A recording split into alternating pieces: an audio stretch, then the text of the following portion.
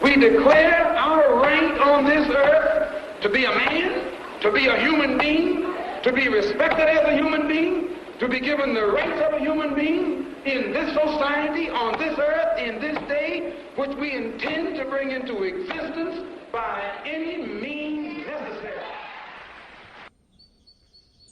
I was born by the river. Malcolm Little was born in Omaha in 1925. He was one of 6 children born to Earl Little and Louise Little. Malcolm's father was a Baptist preacher, and his mother was a writer for Marcus Garvey's newspaper.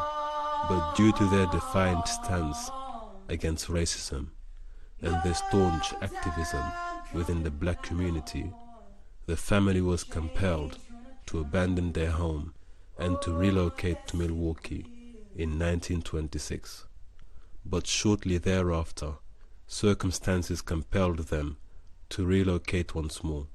This time, they settled in Lansing, Michigan.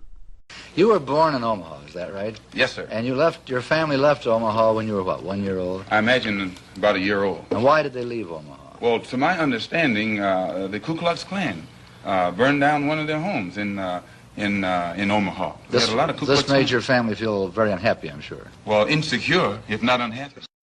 However, as in their previous homes, the family suffered frequent harassment and intimidation at the hands of local white supremacists. Soon after they moved to Lansing, their new home was burned to the ground. Tragically, the family was never compensated for their loss. The house burned down to the ground. No fire wagon came, nothing. And we were burned out. This traumatic incident would, in the tender heart of Malcolm Little, entrench a bitter sentiment of vengefulness and abhorrence for the white power structure. Unfortunate as it was, this tragedy was not to be the last for Malcolm or for his family.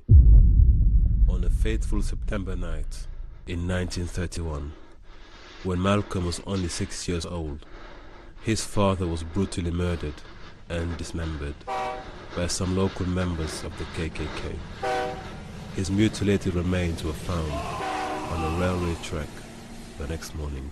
The homicide was dismissed by the authorities and officially ruled to be a mere accident. Some even implied that Malcolm's father had in fact committed suicide. But Malcolm, now a 6-year-old orphan, would grow up with the conviction that his father was murdered by a group of white supremacists.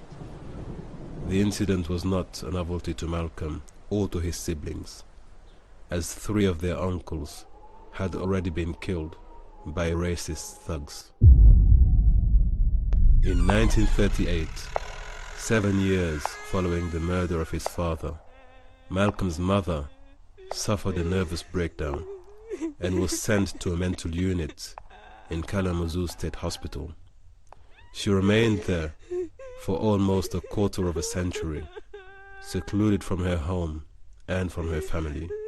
Sadly, resulting from this painful course of events, Malcolm and his siblings would be split up and sent to live in different foster homes. The young Malcolm excelled at West Junior High, where he was the only black student in attendance. In fact, during the 7th grade, he was elected class president. However, he left school and abandoned his studies in the 8th grade, when his English teacher had informed him that black boys could not become lawyers. Such were the accepted norms of society. Understandably, Malcolm felt that the white world afforded no place for an intelligent and industrious black man, regardless of his ambitions and aptitude. Having dropped out of school at the age of 14, Malcolm sought new opportunities in Boston, where he settled with his half-sister Ella. She resided in the middle-class locality of Roxbury. Then after a short time in Boston, Malcolm moved to Harlem in New York in 1943. Soon after his arrival in Harlem, the young Malcolm became acquainted with the underground scene and became an initiate in the dark underworld of drug dealing, gambling, extortion, robbery and pimping. Malcolm was dazzled by the nightlife in downtown Harlem, which he used to call the Technicolor Bazaar. Well, he had the reputation as being a hustler. And he was a street person, but he was a hustler. At only 17 years of age, Malcolm already had a street reputation and a significant network of criminal contacts in Harlem. As his profile developed in Harlem, Malcolm operated under a street name of Detroit Red. He was called Red because of the reddish hair he inherited from his Scottish grandfather. But by 1946, at the age of 20, Malcolm was convicted on charges of burglary. He was sentenced to 10 years imprisonment. He eventually served 7 years at Charlestown State Prison and was released in 1952. As a prisoner, Malcolm soon earned himself the nickname of Satan. He was called Satan because of his intense hatred for God and religion. In prison, Malcolm met a man called John Bembry, who was commonly known as Bimby. Malcolm had a profound respect for Bimby, who was a self-educated convict who had reformed himself and taken to serious studies while in prison. Under the guidance and encouragement of Bimby, Malcolm had developed an appetite for books that can only be described as Epicurean in proportions, and such literary indulgence that eventually led to his weakening eyesight and heavy stigmatism, subsequently resulting in his much-needed use of glasses for the rest of his life. Yet despite this setback, Malcolm consumed knowledge like a desert rose consumes sunlight. By the time he served his sentence, Malcolm had read large volumes of classical text. He had engaged in many prison debates with visiting scholars from Harvard and MIT. That's when Malcolm's name and fame started spreading amongst the prison population. And that's when the population started to grow at the debating classes. Most of the fellows used to come over out of curiosity just to hear him speak. During his 7 years in prison, Malcolm received a letter from his brother Filbert, informing Malcolm that he had discovered the natural religion for the black man. Filbert and the rest of Malcolm's siblings had by now joined a movement called the Nation of Islam, and they were now inviting Malcolm to also join them. So I wrote to Malcolm and told him about, I said to him if he would believe in Allah, that he would get out of prison. And that's all I wrote, because I know he had very low tolerance for religion, and I didn't intend to lose that tolerance. But to this invite, Satan responded with fierce opposition. A short while following the first correspondence, Malcolm received another letter. This time, it was from his brother, Reginald. Malcolm thought that the letter was some kind of clever strategy or a hype written in coded language to help him escape prison.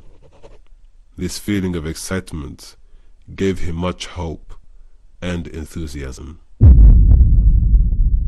In 1948, Malcolm wrote a letter to the leader of the Nation of Islam seeking counsel. Elijah Muhammad personally responded to Malcolm's letter, advising him to renounce his criminal past, to submit to Allah, and to make an oath that Malcolm would never return to his former lifestyle. This marked the beginning of a friendship between Malcolm and Elijah Muhammad. In 1950, Malcolm had changed his name to Malcolm X.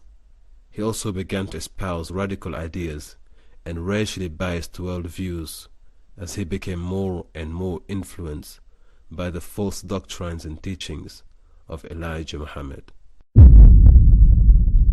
In August 1952, after Malcolm had served his term in jail and was released on parole, he traveled to Chicago to pay a personal visit to Elijah Muhammad in his own home. By June 1953, he was promoted to the rank of assistant minister. He initially served in a temple in Detroit. Later that year, he established a new temple in Boston, and by March 1954, he established another temple in Philadelphia. Then just 2 months later, he was promoted once more.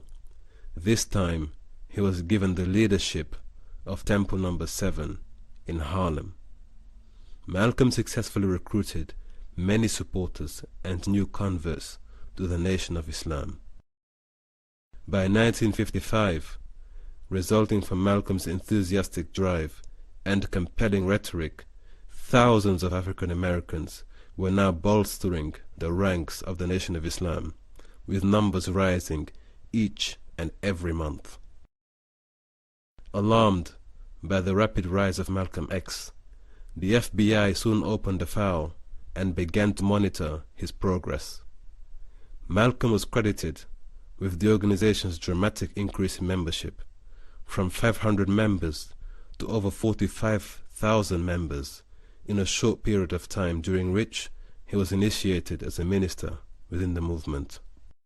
Malcolm even inspired the young boxer Cassius Clay, later to be known as Muhammad Ali, encouraging him to join the Nation of Islam way before he became the heavyweight world champion. And I just turned 22 years old. I must be the greatest. And in June 1963, Malcolm organized and headed the Unity Rally in Harlem, which was one of America's largest civil rights events. Later that year, the New York Times had reported that Malcolm X was now the second most popular speaker in the United States of America. Successful as he was, Malcolm's rising popularity and growing influence began to ruffle a few feathers and provoked some discontent from within the movement. Some members began to suspect that Malcolm was becoming even more influential than their leader, Elijah Muhammad. This jealousy and resentment would be the cause of a major rift between Malcolm X and Elijah Muhammad. On December the 1st, 1963, President Kennedy was assassinated in broad daylight. The nation was in deep mourning.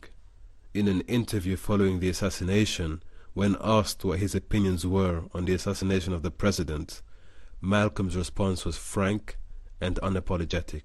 He expressed his opinion that it was a case of chickens coming home to roost.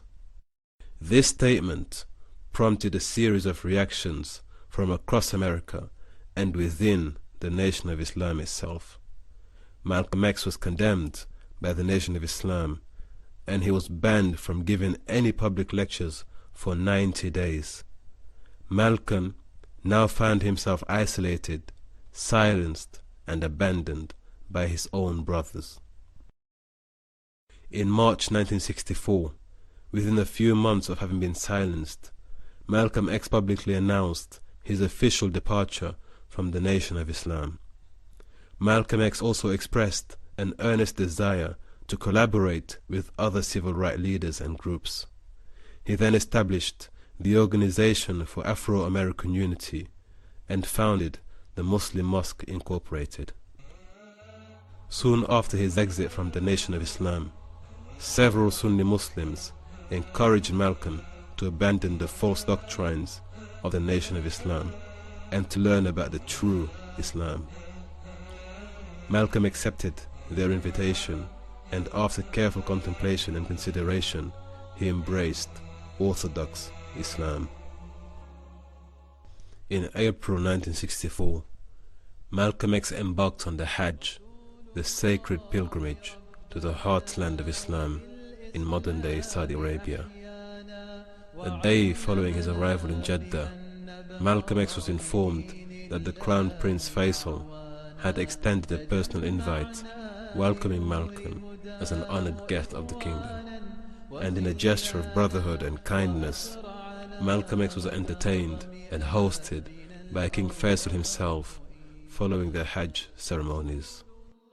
How would they accept you as one? You're an American. There are few American Muslims. This is true, and by being an American and not having any not being able to speak the Arabic language, I did strike a snag, a very serious snag. But I was fortunate to have been pretty well known by the officials in Arabia, and they knew too that I had accepted Orthodox Islam. It had been highly publicized in the paper, and I became a guest of the state. I was a guest of Prince Faisal, the present King Faisal, and they made it possible for me to go before the committee, Hajj committee or Hajj court, who examines you and asks you questions about your belief, and if you pass it, then you are okay to go to Mecca. But you would have to have a translator there. Oh, I had one. From Mecca, the holy city of Islam, I wrote to friends in America. Never have I witnessed such sincere hospitality and true brotherhood as is practiced here in this ancient holy land, the home of Abraham, Muhammad, and all the other prophets of the Holy Scriptures.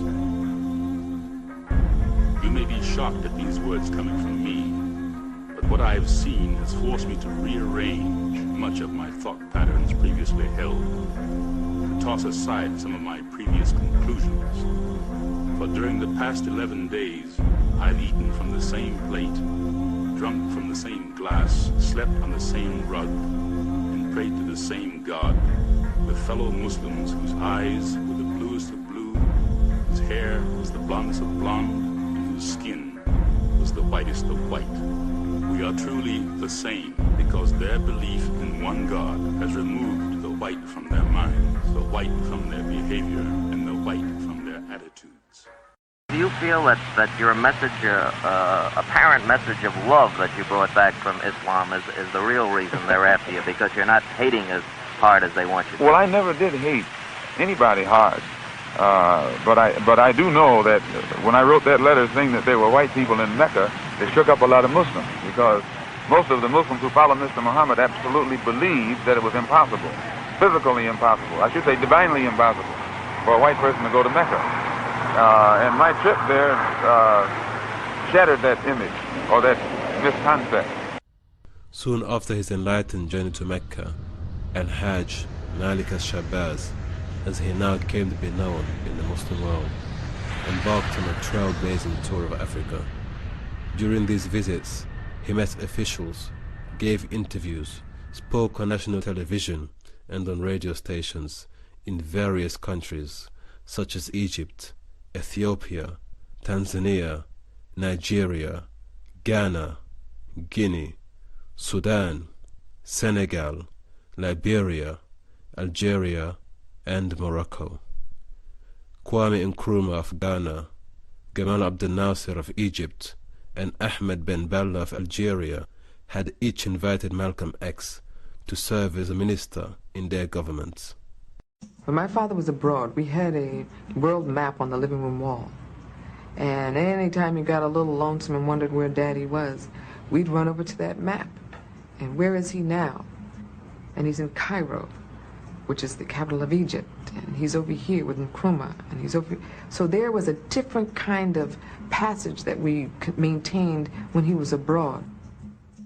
In November 1964, on his way back home from Africa, Malcolm stopped in Paris, where he delivered a lecture at the Salle de la Mutualité. A week later, Malcolm flew to the United Kingdom, and on December the 3rd, he participated in a debate at the Oxford Union. The debate was so highly anticipated that it was televised across the nation by the BBC. BBC World Service. Malcolm's reach and influence had outgrown the racial boundaries set by the Nation of Islam. He was no longer just a civil rights activist. He now became a human rights activist. Are you prepared to go into the United Nations at this point and ask that charges be brought against the United States for its treatment of American Negroes? Oh, yes. Oh, yes, please. I think you're right in my chair. The audience will have to be quiet. Yes, as I pointed out when I was during my traveling, that nations look, African nations and Asian nations and Latin American nations look very hypocritical when they stand up in the United Nations condemning the racist practices of South Africa and that which is practiced by Portugal and Angola, and saying nothing in the UN about the racist practices that are manifest every day against Negroes in this society. Even in South Africa, those Africans aren't faced with bayonets and aren't faced with police dogs. And when I was in Beirut, I saw a picture on the front page of a Negro being beaten in Tennessee, on the front page of the paper in Beirut. When I got to Cairo, I saw the same picture of a Negro being beaten in Tennessee. When I got to Lagos, I saw the same picture. So were these African nations knowing the brutality that is inflicted upon black people in this country, simply because those black people are trying to get what the Supreme Court said they were supposed to have 10 years ago? I would be not a man. If I was in a position to bring it in front of the United Nations and didn't do so, I wouldn't be a man. Malcolm X had expressed his desire to work with other organizations and leaders in order to present a legal case at the International Court for Human Rights, in an unprecedented effort to bring charges against the United States for its gross human rights violations against the poor, marginalized and brutalized African American community. Are you prepared to work with some of the leaders of the other civil rights organizations? Certainly. We will work with any groups, organizations, or leaders in any way, as long as it's genuinely designed to get results. Martin Luther King Jr. and Malcolm X met before a press conference after the State Senate debate on the Civil Rights Act of 1964. This meeting marked the beginning of what many people saw as a bright prospect for a golden union between the two leaders and a possible joint effort to cooperate and collaborate with one another. Had a beautiful sense of humor, plus the fact that when you got to know him, he was kind of shy.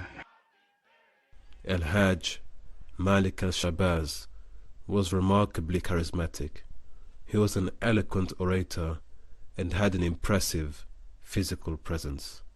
At 6'3", he had an imposing yet gentle composure. One journalist described him as mesmerizingly handsome and always spotlessly well groomed.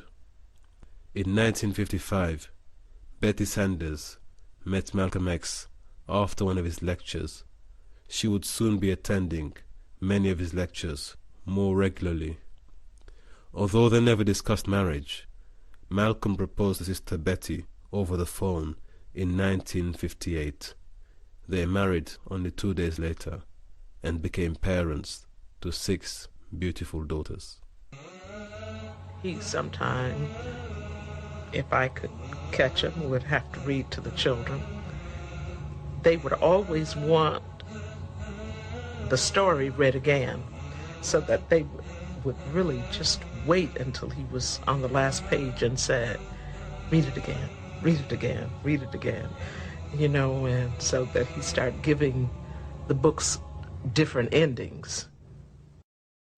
Malcolm's departure from the Nation of Islam had been preceded by growing tensions between Malcolm X and Elijah Muhammad, particularly over rumors concerning Elijah Muhammad's adulterous relationships with some of his teenage secretaries. Are you not, perhaps, afraid of what might happen to you as a result of making these revelations? Oh, yes. I probably am a dead man already. After his ignoring the rumors, Malcolm's suspicions were confirmed when he spoke to Elijah Muhammad's own son, Wallace Muhammad. The suspicions were also validated by the testimonies of some of the young women who had been sexually exploited by Elijah Muhammad himself. So I told him, yes, I said, I know about that. I said, you can see things, but you don't want to see it, so you just blot it out your mind.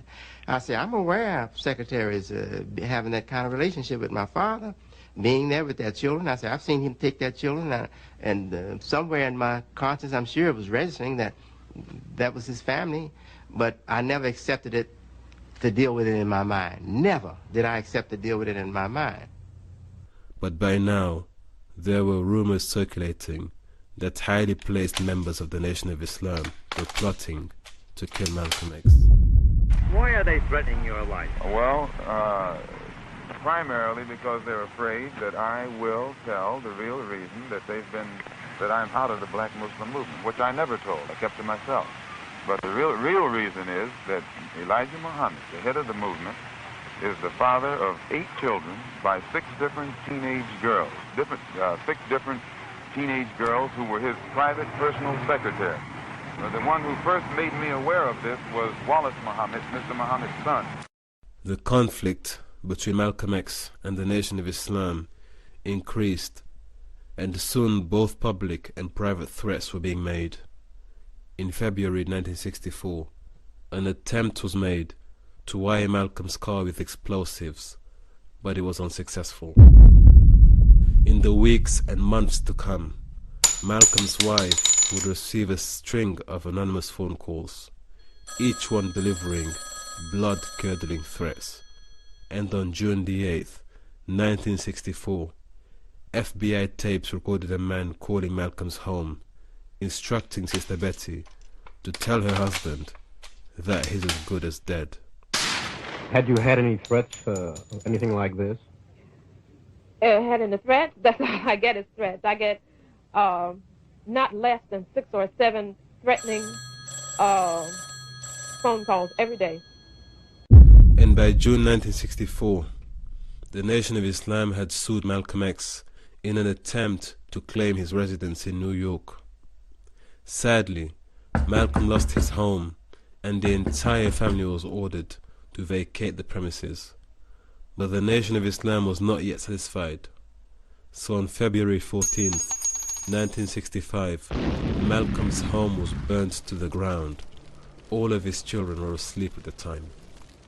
I wanted you to know that my house was bombed. It was bombed by the black Muslim movement upon the orders of Elijah Muhammad. Now they had come around, so they had planned to do it from the front and the back so that I couldn't get out. By the divine grace of God, Malcolm X and his entire family survived the attempted murder. However, despite the overwhelming evidence, no one was ever charged or brought to justice. This was deeply reminiscent of Malcolm's childhood experience in Lansing 3 decades ago. The following week, on the 21st of February 1965, during the final hours of his life, Malcolm X was preparing to deliver a lecture before the Organization of Afro-American Unity in Manhattan's Audubon Ballroom. In fact, the night before he was due to deliver the lecture, Malcolm X felt uneasy about the event. He called his wife and children, informing them to come and visit him the very next day. This was unusual, as by now he was so aware of the imminent threat to his life that he would strictly forbid his family from attending any of the public meetings, but not on this occasion. Soon after he greeted the audience, there were screams and distressed voices echoed throughout the hall. An unknown man seated in the front row then rushed forward and shot Malcolm. Malcolm X was pronounced dead at 3:30 p.m., shortly after arriving at Columbus Presbyterian Hospital. On Friday afternoon, his funeral rites and prayers were performed in accordance with Orthodox Islamic teachings by Sheikh Ahmed Hassan, a Sunni cleric who had traveled to the US to serve as Malcolm's spiritual guide and teacher in the final months of his life. But even in his final moments, he stood before the world, courageously fighting to restore the principles of justice, liberty, and the equality of man.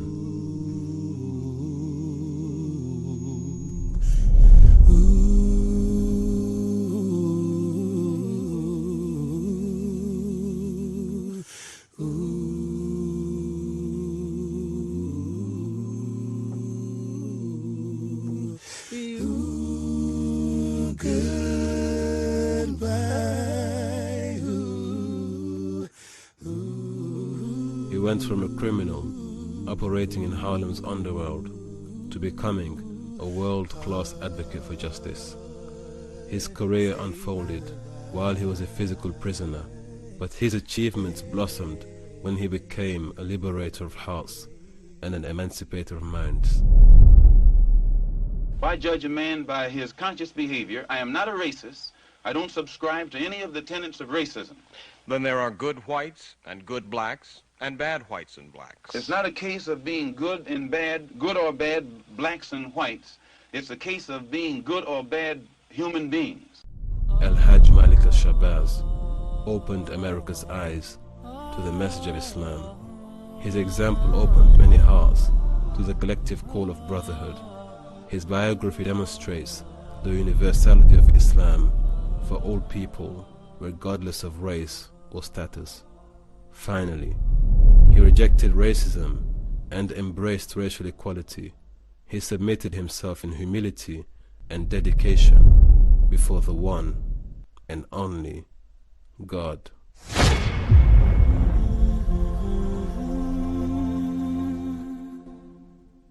I'm a Muslim. If there is something wrong with that, then I stand condemned. My religion is Islam. I believe in Allah. I believe in Muhammad as the apostle of Allah. I believe in brotherhood of all men.